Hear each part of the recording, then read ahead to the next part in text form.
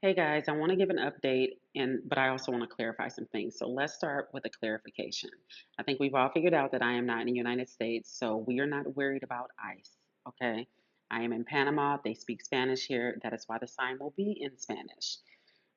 Two, yes, the windows don't have screens on them. We have asked about them. Apparently, people wanted like a flow through. The screen blocked the flow, so they stopped putting screens on buildings that they were building.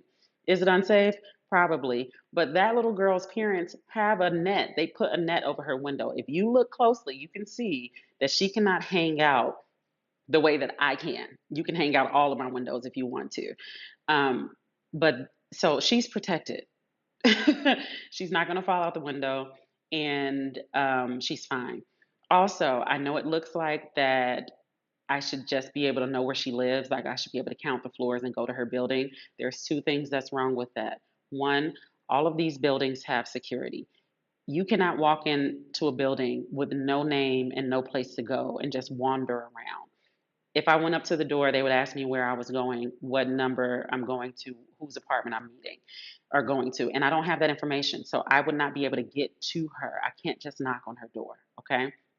Also, I know it looks like I know what floor she's on. I do not. Our social area, which you can see where my kids were down there playing, is not on the first floor of our building. The way these buildings are made up is like there's a few floors of parking lot, then there's the lobby, then there's a social area, gym area, and all these things in between. And then the apartments or the condos start. So if you look behind the basketball goalpost, you'll see that there's more apartments. You can like see the top of another apartment further down.